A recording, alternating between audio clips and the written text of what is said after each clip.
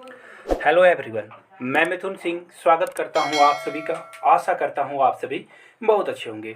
देखिए, ये जो क्लास होने वाली है 5 मिनट में आपको 1 मार्क्स दिलाने वाली क्लास होगी।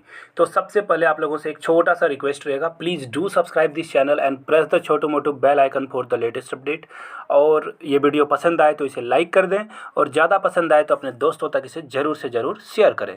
तो चलिए बात करेंगे क्रांति के बारे में। देखिए, ईवीएस अगर आप पढ़ते हो पर्यावरण अध्ययन, तो हमेशा से एक क्वेश्चन यहाँ से तो आता ही आता है। तो चलिए पहले क्रांति को हम लोग देखेंगे। पहला क्रांति है हरित क्रांति।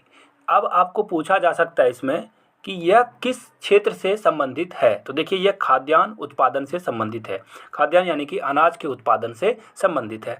भारत में जब अकाल आज़ादी के बाद अकाल पड़ा था, तो उस समय पे हरित क्रांति को कैसे आगे लाया जाए, कैसे यहाँ पे जो है हम लोग दूसरे देशों पे निर्भर ना हो, इसके लिए इस क्रांति को यहाँ पे इस्टेब्लिश करने की कोशिश की गई थी। और इसके जो फादर ऑफ ग्रीन रेवोल्यूशन हैं वो है एम स्वामीनाथन। ये भी एग्जाम में पूछा जाता है, बहुत बार ये क्वेश्चन आ चुका है, तो आप इसे पेन पेपर पे नोट कर लीजिएगा। आगे बढ़ते हैं। अगली क्रांति जो है श्वेत क्रांति है। एक और बात, आप जो है ना अपने आप को एवेल्यूएट भी कर सकते हो, अपना मूल्यांकन खुद से कर सकते हो। आप देखो कि आपको कितनी क्रांतियाँ आती है, एक एक करके आप देख सकते हो। तो देखिए, श्वेत क्रांति का जो संबंध है वो है बिल्कुल वाइट कलर में क्या आता है, मिल्क आता है। तो ये होगा दुग्ध उत्पादन। और दुग्ध उत्पादन को जो है सबसे ज़्यादा जो है पूरे इंडिया में, गुजरात का दूध अगर आप किसी नॉर्थ ईस्ट स्टेट में पी रहे हो, तो इसके लिए सबसे ज़्यादा जिसने काम किया है उनका नाम है वर्गीज कुरियन। और आपको पता ही है अमूल वो दूध उत्पादन वाली कंपनी है जिसने ने पूरे भारत को कनेक्ट किया है। तो इसे आप समझ सकते हो। और देखिए, जो डेयरी प्रोडक्ट है सबसे ज़्यादा ऑस्ट्रेलिया और न्यूजीलैंड की जो कंपनियां हैं वहाँ की वो डोमिनेट करती है। तो इस बात का भी खास ख्याल रखिएगा कि इंडिया से कहीं ज़्यादा आगे न्यूजीलैंड और कौन है, ऑस्ट्रेलिया है।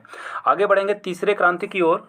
तीसरी क्रांति है पीली क्रांति। और आपको पीली से पता ही चल गया होगा कि आप लोग अपने डेली लाइफ में रोज़ यूज़ करते होगे, वो है दाल। जी हाँ, तिलहन और ये जो दालें हैं इसका संबंध है पीली क्रांति से। तो ये यहाँ पे हो जाएगा। और इसी में आप तेल भी इंक्लूड कर दोगे, यानी कि ऑयल भी इंक्लूड कर दोगे, खाने वाला। आगे बढ़ेंगे नीली क्रांति। और नीली क्रांति का संबंध है फिश के प्रोडक्शन से। तो ये जो नीली क्रांति है ये जाएगा मत्स्य के साथ। और ये भी एग्जाम में पूछा जाता है कन्फ्यूज़न में आपको डालने के लिए।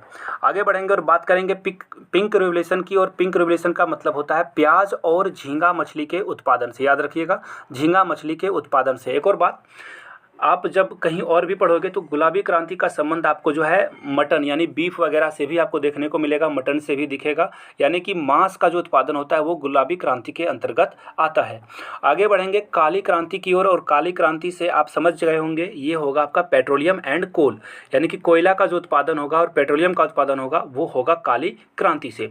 आगे बढ़ेंगे और अगला जो आपको दिखेगा वो है धूसर क्रांति। और ये है उर्वरक उत्पादन से, यानी कि फर्टिलाइज़र जो आप खेतों में डालते हो, छिड़कते हो, उसका उत्पादन है करने के लिए धूसर क्रांति चलाई गई थी। अगला जो है रजत क्रांति, मोर ऑफ एन एग्जाम में पूछे जाते हैं। ये रजत क्रांति का संबंध है अंडा उत्पादन से। तो इसे आप नोट कर लीजिएगा। आगे बढ़ेंगे और गोल्डन रिवोल्यूशन यानी कि सुनहरी क्रांति से इसका जो संबंध है, सुनहरी क्रांति का संबंध है फल और बागवानी उत्पादन से।